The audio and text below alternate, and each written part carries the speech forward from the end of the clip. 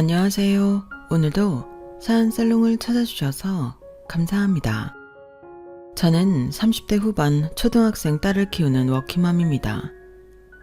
요즘은 옛날과는 달리 육아와 일을 병행하는 엄마들이 참 많죠. 처음엔 저도 둘 다 해낼 수 있을까 참 걱정과 고민이 많았어요. 아이를 낳아 단란한 가정을 만들고 싶은 욕구도 컸지만 그만큼 제 직장을 포기하고 싶지 않은 마음도 컸어요.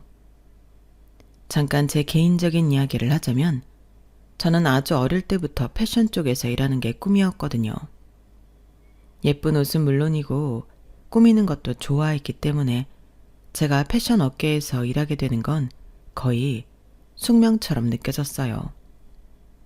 아무리 좋아하는 일이라도 재능이 없었거나 제 꿈을 지원해줄 부모님이 안 계셨다면 이쪽으로 오는 길이 참 멀고도 험했을 텐데 다행히도 저는 참 운이 좋은 케이스였어요.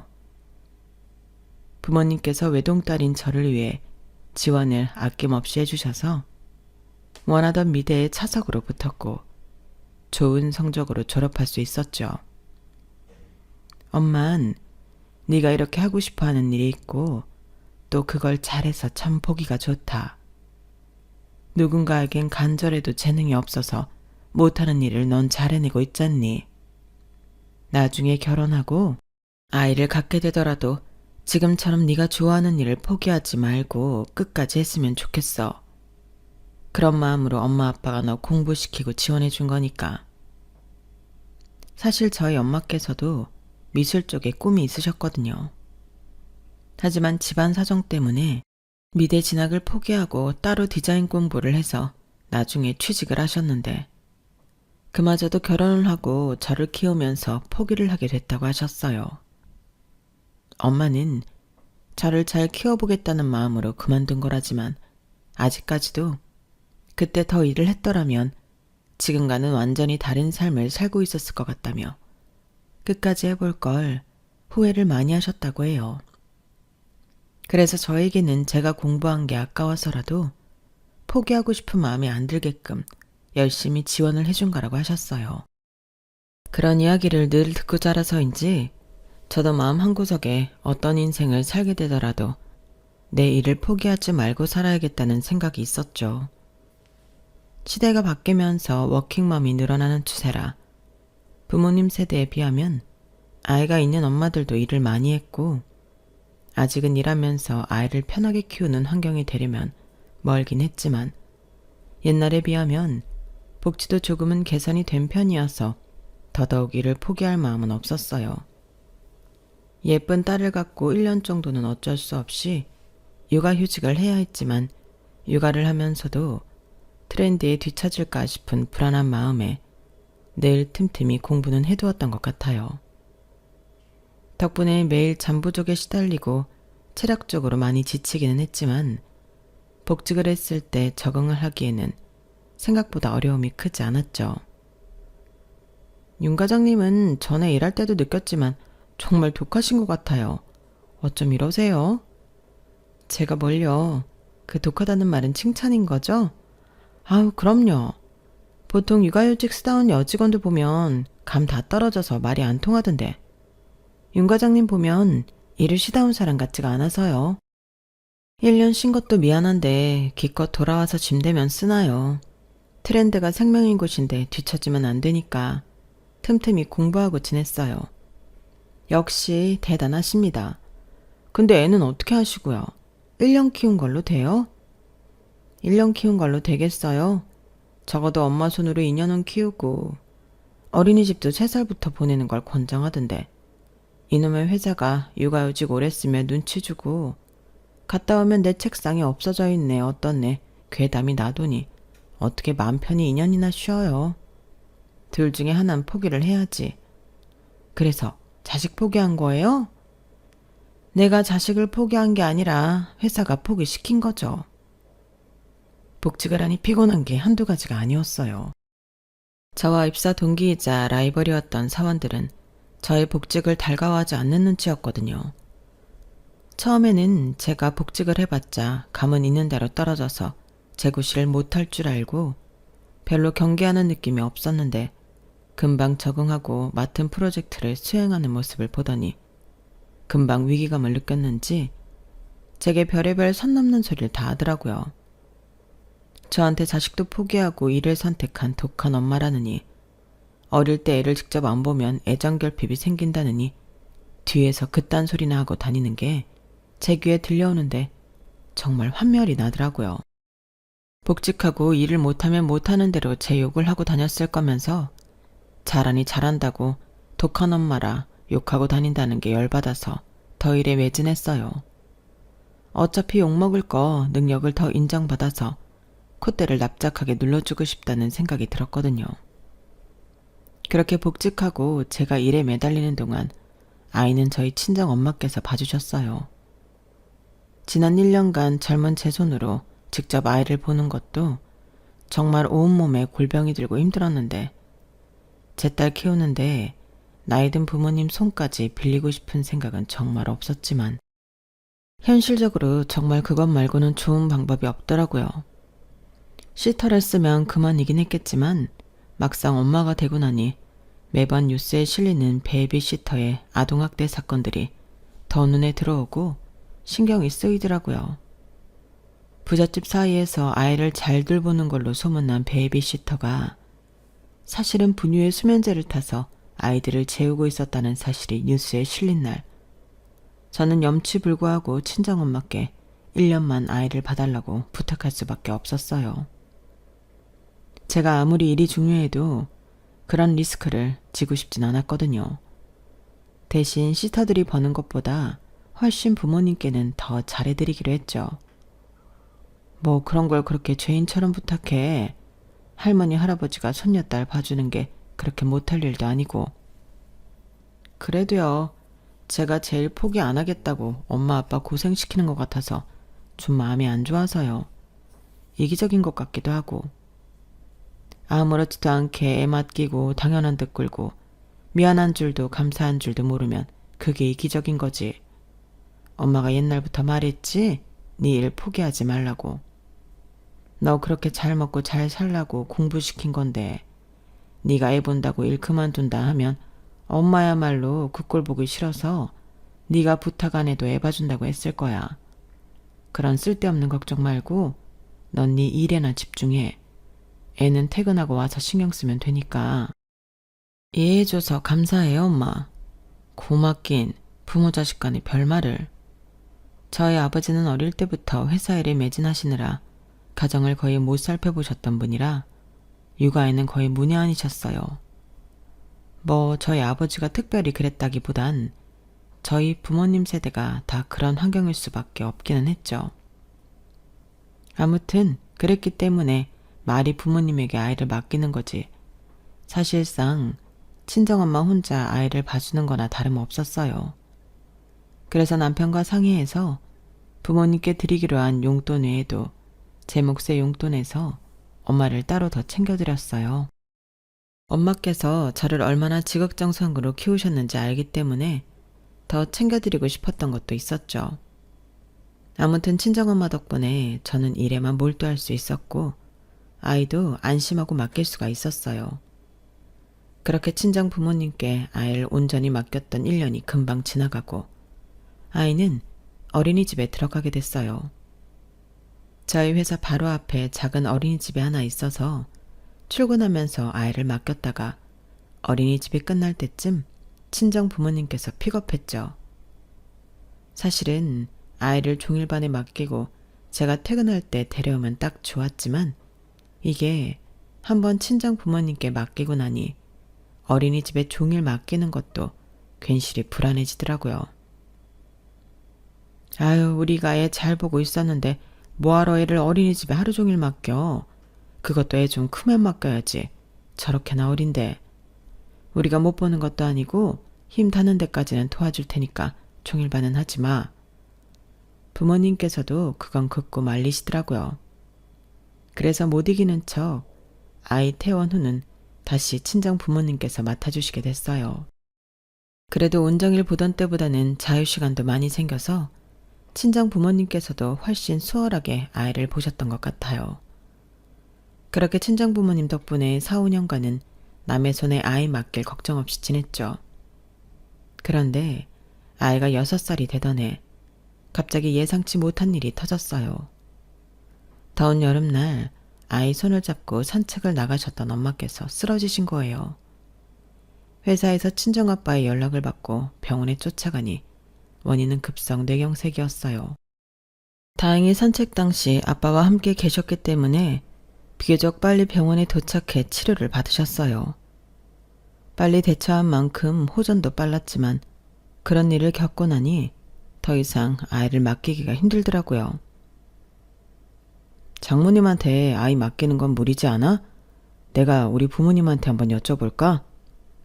남편도 걱정스러웠는지 먼저 좋은 제안을 해줬어요. 그런데 친정 부모님께는 죄송스러운 말이지만 이상하게 시댁에 아이를 맡기는 건 영 내키지가 않더라고요. 시댁은 시댁이다 보니 아이를 맡기다 보면 부딪힐 일도 너무 많아지고 이런저런 연락도 주고받아야 하니 아무래도 마음이 불편한 건 사실이었어요. 아니야, 내가 어떻게든 케어해볼게. 솔직히 이만큼 키워주신 것만 해도 감사하지. 우리 유진이 이제 말도 잘하고 잘 뛰어다니는데 이 정도면 다 큰 거지. 굳이 더 남의 손에 맡겨야 하나 싶긴 해. 회사 앞 어린이집 종일반도 있으니 별로 걱정될 건 아니었어요. 6살이면 어린이집 체류 시간이 좀 길어져도 아주 어린 건 아니니 괜찮지 않을까 싶기도 했고요. 유진아, 오늘 어린이집은 어땠어? 안 심심했어? 선생님이랑 친구들이랑 놀아서 별로 안 심심했는데 재미있었어. 그래? 유진이가 좋아하는 친구들 많이 있었어? 응, 맨날 나 혼자 일찍 집에 가서 심심했는데 애들이 이제 같이 있는다고 좋아했어. 선생님들이랑 그림도 그리고 춤도 추고 낮잠도 같이 잤어. 그래? 다행이다. 유진이가 싫어하면 어떡하지 걱정했어. 딸은 갑자기 할머니 할아버지와 떨어져 지내겠는 걸 납득하지 못한 것 같았지만 금방 종일반 생활에 적응했어요. 회사 앞에 있는 어린이집이라 그런지 종일반의 인원이 생각보다 많은 것 같더라고요. 딸이 자주 이야기하던 절친한 친구들도 다 종일반에 있어서 재미있게 지내는 것 같아 안심이었죠. 하지만 그것도 얼마 안 가 약간의 문제가 생겼어요. 몇 년 전부터 저희 회사 사옥을 옮긴다는 이야기가 있었는데 정말로 실행에 옮기게 된 거예요. 회사가 이사를 가는 곳은 다행히 저희 남편 회사랑 가까워져서 그 동네로 이사를 가면 둘 다 편해지긴 했지만 문제는 그쪽 근처 동네가 회사만 잔뜩 모여있는 동네라 아이를 키우기에 적합한 환경은 아니었다는 점이었어요. 곧 초등학교를 입학할 나이라 초등학교도 알아봤는데 거리가 좀 있었고 회사 근처에도 어린이집이나 유치원이 많지 않은 상태였어요.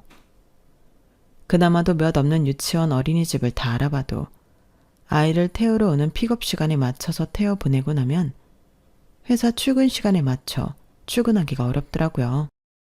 알고 보니 그쪽 동네에는 남자가 외벌이를 하는 집안이 대부분이더라고요. 요즘은 다 맞벌이 부부만 있는 줄 알았는데 동네마다 또 그렇게 분위기가 다르다는 것도 처음 알았어요. 그러게 그냥 우리 엄마한테 맡기자니까. 장모님이 봐주실 땐 이렇게 마음고생 안 했잖아. 우리가 애 케어할 환경이 안 되는데 어떡해. 게다가 여기서 우리 부모님 집까지 20분밖에 안 걸리는데 안 맡길 이유가 있어? 그 동네에 애들이 더 많은 분이기도 하고. 사실 그 제안에 반대할 이유는 많지 않았어요. 저희가 이사한 동네에서 시댁이 무척 가까웠던 데다 시부모님이 사는 동네는 신혼부부가 많은 지역이라 애도 많고 아이들을 위한 시설도 아주 잘 되어 있는 곳이었거든요. 낯선 지역에 적응할 아이를 생각해서라도 시부모님한테 맡기는 게 더 낫다는 생각이 들긴 했지만 제가 끝까지 고집을 피운 이유는 따로 있었어요. 근데 정말 어머님한테 맡겨도 괜찮은 거야? 당신 어릴 때 어머님 때문에 스트레스 많이 받았다며. 감정기복도 심하고 이야기도 잘 안 들어주고 다 너무 멋대로 하시면서 당신 일에는 일일이 간섭하고 통제해서 힘들었다고 했잖아. 당신은 그렇게 힘들었다면서 우리 딸을 맡겨도 된다는 거야? 그렇긴 한데, 에이, 설마 소녀한테까지 그러시겠어. 나는 장남이라 엄하게 키우려고 했다고 들었는데 동생한텐 안 그러긴 했거든. 동생 보면 알잖아. 걔가 어디 그렇게 집착당하면서 사내야? 자유로우면 자유로웠지. 저는 적어도 제 자식을 집착받고 통제받는 환경에서 키우고 싶진 않았거든요. 어머님께서 저한테까지 그러진 않으셨지만 은연중에 강박적인 모습들이 보이긴 해서 제 딸이 그런 성향을 가진 분 밑에서 자기도 모르는 사이에 억눌려서 큰다고 생각하니 그것만큼은 막고 싶었어요. 게다가 지금이야 명절이나 가족 행사가 있을 때 필요할 때만 찾아뵙고 평소엔 바빠서 연락도 잘 못하는 사이니 괜찮지만 아이로 인해 엮이게 되면 그 성격이 저에게도 영향을 미치게 될 것 같아 괜히 사서 스트레스 받고 싶지가 않았죠. 몸이 고생하는 게 낫지 몸 좀 편하자고 지금 그럭저럭 충분히 괜찮은 관계를 유지하고 있는 시부모님과 틀어질 원인 제공하고 싶지 않았어요. 그래서 처음 반년간은 회사의 양해를 구하고 악착같이 제가 직접 아이를 픽업하고 재택근무로 야근까지 병행해가며 일을 했어요. 하지만 장기간의 해외 출장을 앞두게 되면서 현실의 벽 앞에 부딪히게 됐죠. 아, 윤 팀장님 밀라노도 다녀오시고 부럽네요. 일은 쉬엄쉬엄 하다 오세요. 윤 팀장, 이준아 나가 있는데 그동안 애는 누가 봐주나? 정 신경 쓰이면 내가 대신 가줄까? 회사에서는 저를 부러워하거나 제가 아이 때문에 발목이 잡히면 대신 가려고 기회를 노리려는 사람뿐이었어요. 사실 회사에서 해외 출장을 그렇게 길게 보내주는 건 흔치 않은 일이라 저도 이 기회를 정말 놓치고 싶지 않았고 호시탐탐 제 기회를 가로채려는 사람들을 보면 그 마음이 더 확고해졌죠. 이주나 되는데 그 짧은 기간 시터를 쓰는 건 더 마음이 불안해서 결국은 시댁에 도움을 요청하는 수밖에 없었어요. 그러게 왜 이렇게 고집을 부려 여보. 상황상 어쩔 수 없잖아. 내가 엄마한테 말해볼게. 엄마 맨날 유진이 보고 싶어 하시는데 잘 됐다. 남편 말대로 시댁에서는 저희가 2주간 아이를 맡아달라고 부탁드리니 굉장히 좋아하시는 눈치였어요. 아우, 우리 유진이 보고 싶었는데 잘 됐네. 유진이 걱정은 하지 말고 출장 잘 다녀와. 감사합니다, 어머님. 선물 많이 사올게요. 유진이 좀 잘 부탁드려요. 별 걱정을. 조심히 다녀오기나 해. 그렇게 아이를 시댁에 2주 동안 맡기게 됐어요. 시차가 달라서 연락을 주고받기 힘들긴 했지만 2주 동안 어머님은 꽤나 충실하게 아이가 어떻게 놀고 있는지 사진을 보내주시더라고요. 남편도 퇴근하면 아이의 시댁에 가서 아이와 시간을 보내는 것 같아 안심이었죠. 아무리 그래도 핏줄인데 제가 괜한 걱정을 한 것 같다는 생각마저 들더라고요. 무엇보다도 가장 궁금했던 건 아이의 반응이었어요. 완전 좋았어. 할아버지가 맨날 놀아주고 할머니는 맛있는 거 맨날 해주셨어. 엄마, 나 이제 할머니 할아버지 내서 살아? 어? 아니, 이제 우리 집으로 가야지. 엄마가 유진이 데리러 온 건데? 우리 집보다 할머니네가 더 좋은데? 여기서 지내면 안 돼? 어? 왜? 그렇게 좋았어? 집에 가면 친구도 없고 엄마 아빠도 없고 심심해. 나 여기서 지낼래. 평소에 때 같은 걸 쓰는 아이가 아닌데 그날은 그답지 않게 때를 쓰더라고요. 유진아, 할머니 할아버지도 생각해야지. 유진이랑 맨날 같이 있을 수도 없고 엄마 외국 간 동안만 봐주신 거야. 할머니 할아버지 좋아서 그런 거면 자주 놀러 오면 되지. 그래도 집에 가기 싫은데. 아이가 유독 집에 가기 싫어하는 모습을 보니 마음이 조금 아프더라고요. 그동안은 내색 안 했지만 많이 외로웠나 보다 생각이 드니까 너무 미안했어요.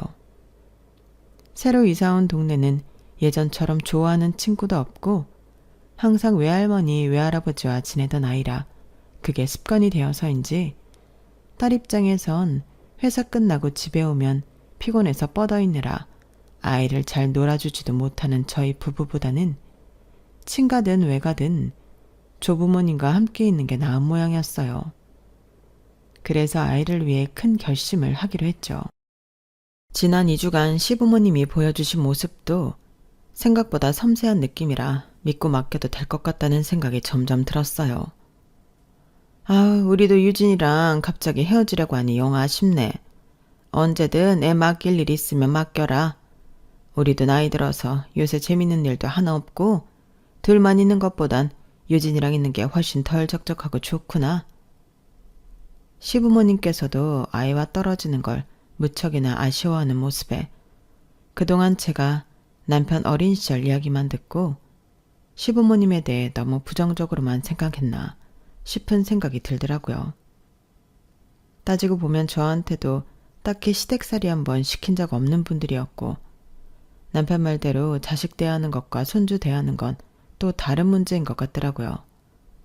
그래서 얼마 못 가 제가 큰 프로젝트를 맡게 되면서 그때부터 좀 더 본격적으로 시부모님께 아이를 맡기게 됐어요.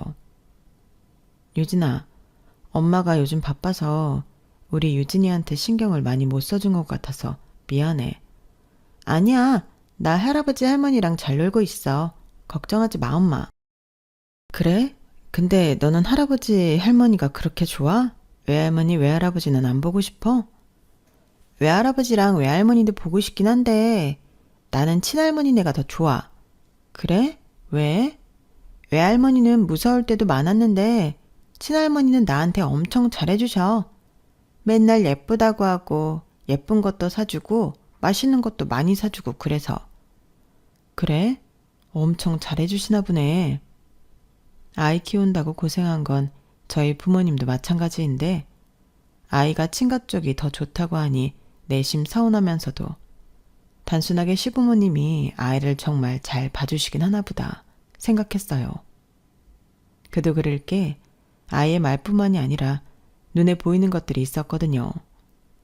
저희 딸이 워낙에 어릴 때부터 입이 짧은 편이라 저나 저희 친정 부모님이 아무리 밥을 든든히 먹이려고 해도 안 먹고 도망다니기 일쑤라 늘 빼빼 마른 체형이라 걱정이 많았어요. 그런데 시댁에 맡기기 시작한 지 얼마 안 돼서 아이 얼굴에 통통하게 살이 오르더라고요. 어린아이답게 살이 붙는 모습을 보니 너무 귀엽고 보기 좋았어요. 그땐 아이가 마음도 편하고 밥도 잘 먹으니 살이 붙는구나 라고만 생각을 했죠. 게다가 아이가 눈에 띄게 성격이 밝아진 것도 있었어요. 예전에는 아무래도 부모인 저희 부부가 집에 잘 안 붙어 있고 야근한다고 밤늦게 와서 아이를 보니 좀 위축되어 있는 느낌이었는데 시부모님께서 어화둥둥을 해서 그런지 얌전하던 아이가 왈가닥처럼 성격이 변하더라고요. 그것도 나쁜 변화라기보다는 표정도 밝아지고 발랄해진 모습이 보기 좋아서 별 생각 없이 받아들였던 것 같아요. 그런데 어느 날 유치원에서 청천벽력 같은 연락을 받았어요. 유진이 어머님이시죠? 저 한빛유치원 선생님인데요. 유진이가 최근에 아이들을 좀 때리고 다녀서요. 네? 그게 무슨 말씀이세요? 아이들을 때리고 다닌다고요? 네, 혹시 처음 들으세요? 유진이 할머님께 여러 번 말씀드려서 어머님도 알고 계신다고 하셨는데? 전 처음 듣는 소리예요. 유진이가 애들이랑 싸웠나요? 가만히 있는 아이들을 때리는 건가요?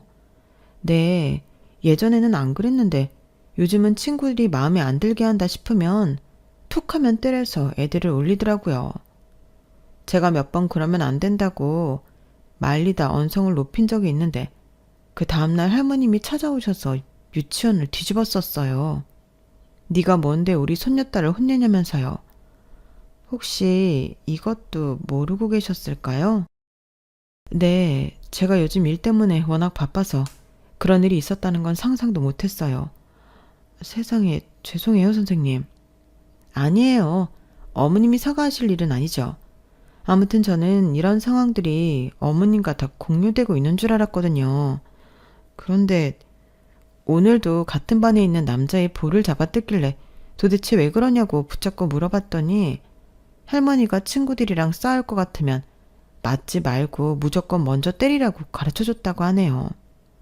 할머님께서 어머님 바쁘시니까 연락하지 말고 무슨 일 있으면 직접 이해하라고 하셨는데 지난번에 찾아오셔서 뭐라 하신 것도 있고 해서 직접 말씀드리기가 좀 난처해서요. 그래서 늦은 시간에 어머님께 연락드린 거예요. 어머나, 전 그런 일이 있는 줄도 모르고 알려주셔서 감사해요. 제가 일이 늦게 끝나서 회사에 있는 시간 동안은 외부 일에 신경을 많이 못 쓰다 보니 어머님이 얘기를 안 하셨나 봐요. 제가 어머님이랑 이야기 나눠볼게요, 선생님. 네, 원래 아이들하고 무난하게 잘 지냈는데 요즘 조금만 다툼이 생긴다 싶으면 유진이가 그렇게 행동을 해서 같은 반 아이 엄마들이 유진이를 너무 안 좋게 생각하고 계세요. 내년이면 유진이도 졸업하고 지금 같이 큰애들이랑 다 같이 초등학교에 입학하게 될 텐데 이대로면 소문도 너무 나빠지고 유진이한테 좋을 게 없을 것 같아서요. 선생님 말씀이 맞아요. 걱정이 되네요. 아, 그리고 어머님, 이건 제가 혹시나 해서 드리는 말씀인데요. 네? 또 뭐가 더 있나요? 가끔 유치원에서 소풍이 있거나 도시락 먹는 날이 있거든요. 보통 할머님께서 도시락을 챙겨주시는데 이상하게 유진이 도시락에는 밥이 없고 빵이랑 케이크처럼 달달한 군것질거리만 있더라고요. 한번 전화로 말씀드렸는데 실수로 디저트만 챙겨놓은 가방만 애한테 들려보냈다고 하셔서 그러려니 했는데 그 뒤로도 몇 번이나 그렇게만 도시락을 싸주셨어요. 유치원에서 유진이가 많이 먹는 편이 아니거든요. 그런데 이상하게 살은 오르는 것 같아서 조금 걱정했는데 식습관이 좀 잘못된 것 같기도 해요. 한번 확인해 보시면 좋을 것 같아요. 선생님과 전화를 끊은 후 약간 정신이 멍해지더라고요. 최근 아이 성격이 많이 바뀌었다고 느끼긴 했는데 이렇게 아나무인이 된 줄은 몰랐어요. 예전보다 다소 표현이 과격해지긴 했어도 흔히 애들 잘하면서 하는 정도라고만 생각하고 넘겼죠. 게다가 선생님께서 말씀하신 식단에 대한 의욕도 제가 늘 조금은 이상하다고 느꼈던 부분이 있었어요. 주말에 제가 밥을 주면 아이가 마치 시위하듯 엄마가 주는 밥은 맛이 없어. 할머니가 주는 밥이 맛있는데? 라고 하면서 안 먹으려고 도망다녔거든요. 시어머님께서 음식 솜씨가 특출나게 좋다고 느껴본 적도 없어서 그냥 애 입맛에 맞게 요리를 잘 해주시나 보다 생각했는데 설마 아이가 좋아하는 군것질거리 위주로 먹이시나 삼짓한 생각이 들었어요. 한참 영양 좋은 음식만 먹어도 모자랄 나이에 제가 안 보는 사이에 빵 같은 걸로만 배를 채우고 있다고 생각하면 화가 머리끝까지 날 것 같았어요. 어차피 퇴근하던 길이라 아이를 데리러 가야 했기에 시댁에 들린 김에 어머님께 각 잡고 말씀을 드렸죠. 어머님, 저 유진이 반 선생님이랑 통화했어요. 그러냐? 바쁜 애가 뭐하러 유치원에까지 받아? 나랑 다 이야기하고 있는데. 어머님은 아니나 다를까 찔리는 게 있어서인지 딴청을 피우시더라고요. 그래서 단호하게 말을 꺼냈죠. 근데 좀 이상한 소리 들어서요. 유진이가 툭하면 반 애들을 때리고 다닌다는데 어머님은 알고 계셨다면서요? 왜 말씀 안 하셨어요? 얘들이 다 클 때 친구들하고 싸우면서 크는 거지. 그게 뭐 대단한 일이라고 일일이 보고를 해. 그래도 유진이가 때렸으면 때렸지. 맞고 오는 일 같은 건 없었어. 그럼 됐지 뭘. 네, 그것도 들었는데요. 어머님이 유진이한테 친구랑 싸울 것 같으면 차라리 먼저 때리라고 했다면서요. 그럼 맞고 오라리? 대체 나한테 하고 싶은 말이 뭐야? 제가 아이 맡기는 주제에 어머님한테 애 가정교육까지 시켜달라는 부탁은 차마 못하겠고 굳이 따로 할 필요도 없다고 생각을 해서 안 했었는데요. 아이가 잘못한 걸 바로 잡아주진 못할 망정 그렇게 말도 안 되는 말씀을 하시면 한창 자라는 나이에 아이가 혼란스러워하지 않겠어요? 정말 불가피하게 싸움이 붙는 경우는 모르겠는데 아이가 싸움이 날 것 같다는 생각이 들면 손이 먼저 나가는 건 누가 봐도 문제가 있는 거잖아요. 화가 나도 어느 정도는 참는 법을 가르쳐야 되는 거 아닌가요? 그런 건 부모가 할 역할이지. 나는 내 아들들 그렇게 안 키웠다. 지금이야 어려서 내 말을 곧이곧대로 듣는 거지. 어차피 크면서 잘못된 걸 스스로 알면 고치게 되어 있어.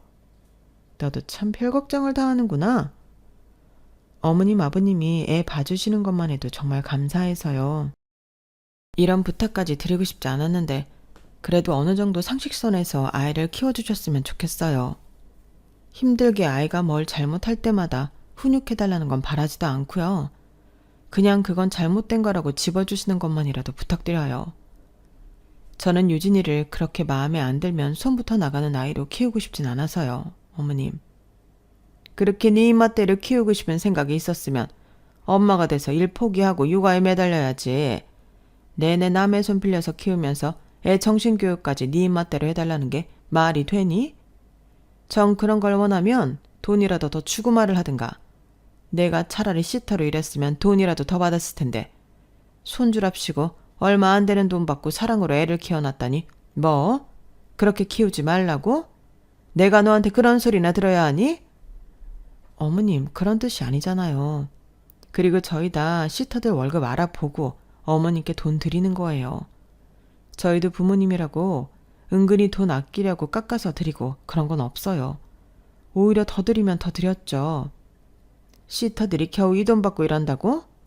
하긴 그 사람들은 우리보다 젊기라도 할 테니 이 정도로 힘들진 않겠네. 우린 다 늙어서 어린애 뒷바라지 하려니 온몸이 아프고 쑤신다. 애 밥해 먹이고 뒤치다꺼리 하는 것만 해도 감사하게 여겨. 내가 내 손주 구박하는 것도 아니고 좀 오아둥둥 키웠다고 뭐라 하는 건 좀 아니지 않니?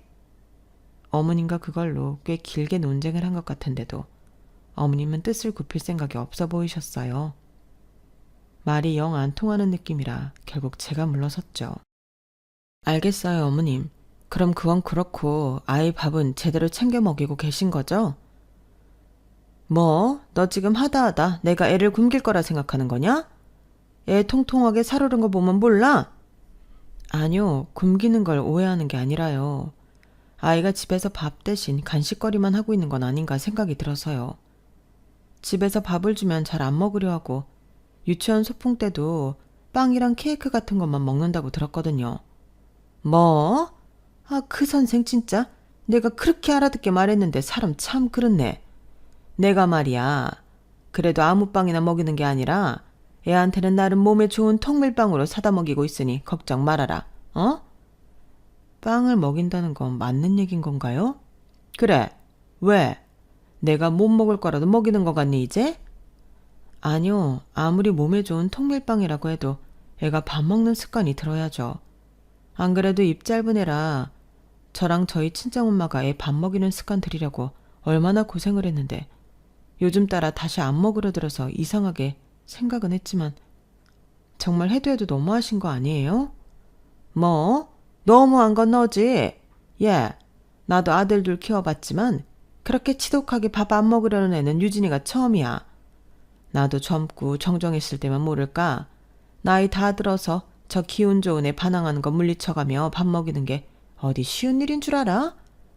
너 가만 보니까 은근히 나한테 너무 많은 걸 바란다? 너 회사가 있는 동안 애 케어해주고 보호해주는 것만 해도 고맙게 생각해야지. 내가 이 돈 받고 며느리한테 겨우 이 정도 대우받으면서 손녀를 봐줄 의무라도 있니? 내가 애 봐주는 게 그리 마음에 안 들면 진짜 저기 어디 시터라도 알아보든가. 제가 어머님을 무조건적으로 비난한 것도 아니고 아이를 봐주시면서 개선해 주셨으면 하는 부분을 말씀드린 건데 그렇게 역정을 내시며 제가 하는 말은 들으려고도 하지 않는 모습 때문에 저도 너무 화가 났어요. 돈이 자꾸 적다고 하시는데 저희는 정말 이 동네 시터들 월급 알아보고 드린 거거든요. 특별히 더 많이 드린 건 아니어도 시터들 평균 월급보다 20만 원 정도는 더 챙겨드렸는데 지금이 기회다 싶은 건지 돈이 부족하다고 자꾸 어필을 하시는 것도 짜증이 났어요. 척 봐도 아이를 잘 신경 써주시는 모습이라도 보였으면 좀 아쉬운 소리를 하셨어도 어떻게든 더 챙겨드리고 싶어서 안달이 났을 텐데 유치원 선생님께 이런 이야기를 듣고도 더 챙겨드리기는 싫더라고요. 하지만 제가 더 안 챙겨드렸다가는 지금도 저런 몸에 안 좋은 것만 먹이는데 더 방치하실까봐 어머니의 요구를 아예 무시하기도 힘들었어요. 어머님, 그럼 제가 용돈이라도 더 얹어드릴 테니까요. 이 돈으로 유진이랑 맛있고 건강한 음식 챙겨 드세요. 유진이가 안 먹으려고 해도 좀 잘 부탁드려요. 뭐 애가 하도 안 먹으려고 해서 내 빼서 그렇지 나도 노력은 하고 있다. 10만 원 정도 현금으로 더 쥐어드리자 그제서야 어머님은 화를 가라앉히고 표정을 푸시더라고요. 속이 보여도 너무 투명하게 보여서 솔직히 좀 그랬지만 내색은 안 했어요. 그 뒤로는 한번 용돈을 따로 드렸더니 그냥 더 챙겨드리게 되더라고요. 돈으로라도 성의 표시를 안 하면 애를 정말 대충 봐줄까 겁이 났던 것 같아요. 시간이 지나 사건은 또 제 머릿속에서 금방 잊혀졌어요. 현실에 치이다 보니 그런 걸 일일이 신경 쓸 여력이 없었던 것 같아요. 그러는 와중에 아이가 초등학교에 입학을 하게 됐어요. 초등학교에 보내니 나름대로 준비할 게 많아서 한동안 또 정신이 없더라고요. 학원도 최소한으로만 끊어주려고 했는데 방과 후 갈 곳 없는 아이들이 학원으로 뺑뺑이를 돌다 보니 학원을 안 보낼 수가 없었어요. 어차피 학교 끝나고 학원 끝나고 집에 오면 몇 시간 있다 저와 남편이 퇴근하는 일정이라 이제 굳이 시어머니께 아이를 맡기지 않아도 되겠다는 판단이 들었어요. 어머님, 저희 유진이 이제 집에서 통학시킬게요. 그동안 정말 감사했어요. 뭐? 그래도 아직 저학년인데 보호자가 필요하지. 애 학원 보내고 잘 돌아왔는지 확인할 사람이 필요할 거 아니냐. 유진이 다니는 학원들이 집에다 다 10분 이내라서요. 굳이 보호자까지는 필요 없을 것 같아요. 애 밥은? 애 학원 갔다 오면 따뜻한 밥 한 끼 해줄 사람 있어야 할 거 아니야? 어차피 2시간 있으면 저랑 남편 다 집에 들어오는데요 뭐. 조금만 기다리라고 했다가 같이 저녁 먹으면 돼요. 걱정 마세요 어머님. 하우, 우리도 손녀가 집에 있는 게 훨씬 좋은데 유진이가 갑자기 떠나버리면 우린 적적해서 어쩌나.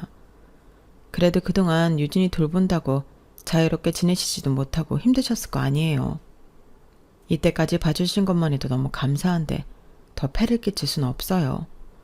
아유, 그래도 그렇지. 우리 유진이 보고 싶어 어쩌나. 그럼 자주 놀러 오세요 어머님. 놀러 오셔서 같이 저녁 식사도 하고 그래요. 아유, 알겠다 그래. 어머님은 아이를 데리고 가겠다는 제 말에 꼭 소중한 보석 상자라도 빼앗긴 사람 마냥 울상을 지으셨어요. 약간 삐뚤어진 생각일지도 모르겠지만 저는 그 태도에서 묘하게 유진이가 아니라 유진이를 돌봄으로써 나오는 돈이 끊긴다는 생각에 그런 표정이 나온다는 생각이 들더라고요. 그동안 유진이 덕분에 꽤나 많은 생활비와 용돈을 지원받고 계셨으니까요. 하지만 또 저희 입장에선 유진이를 학원에 보내게 되면서 학원비와 돌봄비를 함께 감당하기란 보통 벅찬 일이 아니었어요. 유진이를 데리고 온 후로는 다달이 용돈 정도 챙겨드리는 게 전부였네요. 그것만 해도 저희는 최선을 다했다고 생각을 했어요. 그런데 어머님은 정말로 유진이와 정이 많이 붙으셨는지 저희가 없고 유진이만 집에 있는 시간대에 항상 저희 집에 들어와 유진이와 붙어 있더라고요. 어머님 또 오셨어요? 미리 말씀하시죠. 요리 재료 3인분밖에 안 사왔는데. 아유, 아니다. 내가 어떻게 며느리 집에 와서 밥을 얻어먹고 가니? 난 그저 우리 예쁜 손녀 얼굴이 보고 싶어서 온 게 전부야. 얼굴 봤으니까 됐다. 이만 가마. 아, 어머님. 그래도 이렇게 가시는 게 어딨어요. 마침 저녁 식사 시간인데 식사나 한 술 뜨고 가세요. 맛있는 거 해드릴게요. 아니다. 난 정말 괜찮다니까. 그리고 나 혼자 먹고 들어가면 너희 시아버지 단단히 삐친다. 난 그 양반이랑 같이 먹어야지. 아, 그럼 다음에는 혼자 오지 마시고 아버님이랑 같이 오세요. 오셔서 유진이랑 좀 노시다가 저희 오면 같이 식사해요. 그래, 그르마. 어머님은 정말로 손녀만 보러 오신 건지 제가 집에 도착하니 허둥지둥 짐을 챙겨서 나가셨어요. 그때만 해도 별 생각은 없었어요. 그런데 다음날 딸이 갑자기 이런 말을 하더라고요. 엄마, 나 이번 주 용돈 다 썼나 봐. 돈이 없어. 응? 받은 지 얼마나 됐다고 벌써 다 써. 매주 8만 원씩 대부분의 시간을 혼자 보내는 딸에게 미안한 마음에 용돈을 또래에 비해 넉넉하게 챙겨주고 있었어요. 가끔 딸이 혼자 저녁을 먹어야 할 때도 있어서 준비물 등등 값을 생각하면 그 정도는 줘야 여유 있게 쓰겠더라고요. 딸은 늘 용돈이 남아서 남은 돈은 저금통에 저축을 했는데 그날은 목요일이었는데 벌써 일주일치를 다 썼다고 하더라고요. 모르겠어. 이번 주에 애들이랑 분식집도 몇 번 가긴 했는데 언제 다 썼지? 잃어버린 거 아니야? 그런가? 아, 돈 안 잃어버리게 조심하라니까. 칠칠맞게. 그거 큰 돈이야. 알아. 근데 어디서 잃어버린 거지? 엄마야 모르지. 엄마가 새로 용돈 줄 테니까 다음부터는 조심해. 알겠지? 응, 알겠어. 그날은 딸에게 용돈을 새로 줬어요. 딸이 또 어디 뛰어다니다가 흘렸겠거니 싶었죠. 그런데 이상한 일은 또 반복됐어요. 엄마, 나 또 돈 잃어버린 것 같아. 뭐? 그게 말이 돼? 근데 지갑에 분명히 아까 2만 원 들어있는 거 봤는데? 어디 갔지? 잘 찾아봐. 근처에 없어? 분명히 봤는데? 그날도 어머니가 아무 사전 예고도 없이 왔다 가신 날이었어요. 돈이 없어질 일이 별로 없는데 하필이면 어머님이 왔다 가신 날마다 돈이 없어진다는 게 좀 이상했죠. 어머님 혹시 유진이 방 책상 근처에서 2만 원 주운 적 있으세요? 뭐? 내가 그걸 왜 주워? 아, 유진이가 없어졌다고 했어요. 혹시나 해서 여쭤봤어요. 그걸 왜 나한테 물어봐? 뭐 설마 나 의심이라도 하는 거야? 아니요, 그럴 리가요. 그런 거 아니에요. 나 참 별 질문을 다 받아보겠네 정말. 어머님의 반응을 확인할 겸 살짝 떠봤는데 어머님은 거의 역정을 내시더라고요. 긴가민가해서 의심은 걷었어요. 고작 2만 원 때문에 애 지갑에 든 돈에 손을 댔을 거라곤 생각 안 했거든요. 그런데 아이가 자꾸만 용돈이 없어졌다고 하더라고요.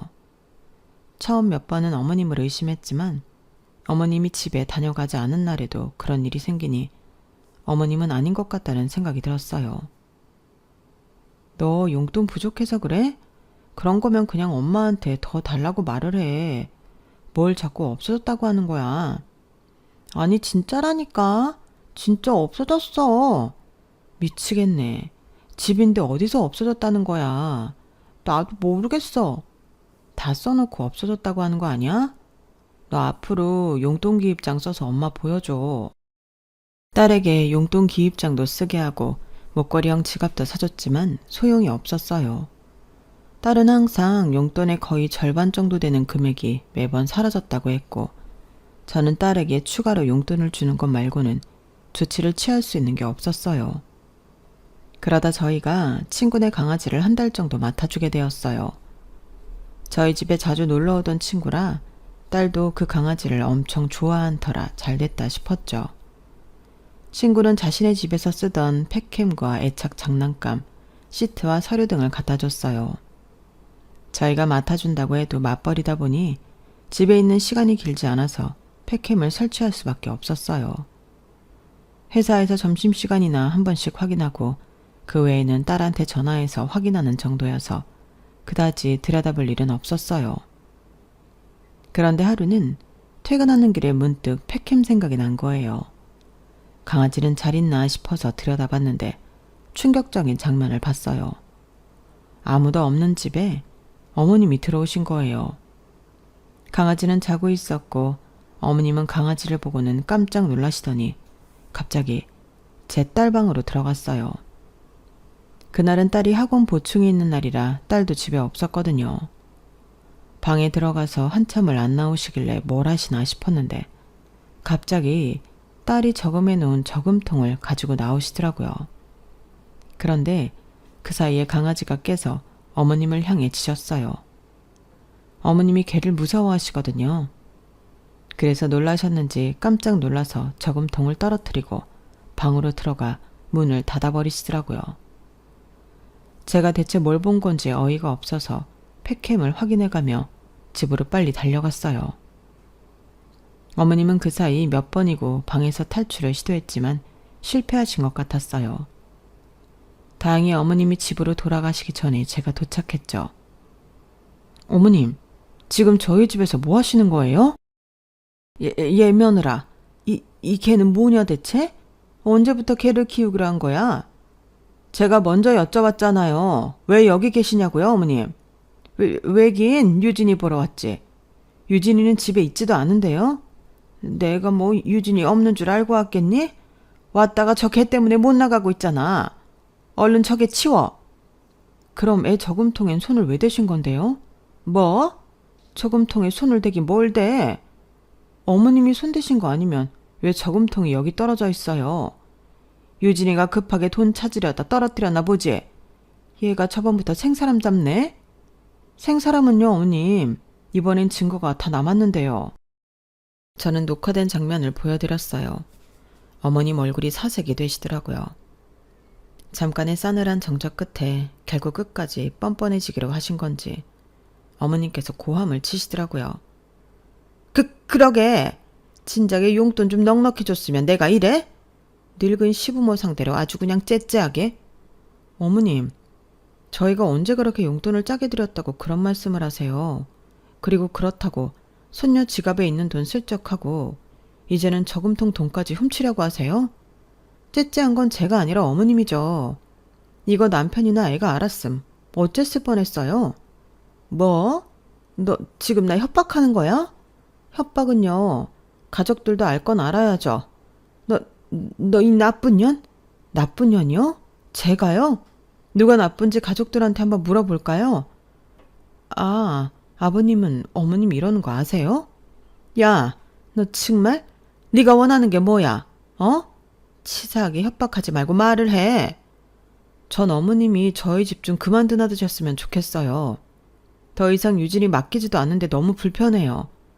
지켜야 할 선만 잘 지켜주시면 저도 오늘 일 이야기 안 할게요. 넌 내가 그렇게 꼴보기가 싫으냐? 말씀은 똑바로 하셔야죠. 선은 어머님이 넘으셨어요. 집에 몰래 숨어 들어와서 딸 주는 용돈 훔쳐가는 시어머님이 꼴보기 좋은 며느리가 세상에 어디 있나요? 그래, 너 잘났다. 썩 꺼져줄 테니까 저 개나 얼른 치워. 네, 어머님. 명절에 찾아뵐 테니까 당분간 뵙지 말아요. 너 명절에도 오지 마. 나도 너 얼굴 보고 싶지 않으니까. 정말요? 그럼 저야 좋죠. 조심히 가세요. 강아지 때문인지 수치심 때문인지 잔뜩 겁에 질린 얼굴로 도망치듯 허둥지둥 나가는 모습이 정말 좀도둑이 따로 없더라고요. 그동안 틈틈이 챙겨드린 돈은 어쩌고 소뇽돈을 훔치고 앉아있는지 정말 이걸 당장이라도 남편에게 이야기하고 싶었지만 충격받을 남편을 생각해서 아직은 넣어두려고 해요. 제가 살면서 겪은 일 중 황당한 일 1이라 사연을 안 쓰고 넘어갈 수가 없었네요. 가족이나 지인에게 이야기하자니 저희 가족 얼굴에 침 뱉기 같기도 하고 일이 너무 커질 것 같아 말을 아끼고 있는데 저도 대나무 숲은 필요하더라고요. 이걸 약점 잡혀서 그런지 시어머님은 더 이상 저희 집을 제 집 드나들듯 드나들거나 용돈에 관한 이야기는 일체 꺼내지 않으시더라고요.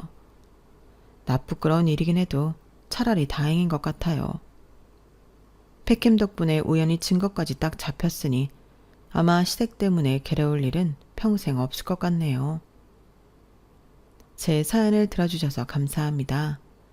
여러분들은 가족과 더 매일매일 행복하시길 바랄게요. 여러분, 사연 댓글에 응원과 현명한 조언 부탁드려요. 좋아요와 구독은 저에게 큰 힘이 됩니다. 오늘도 좋은 일 가득하세요.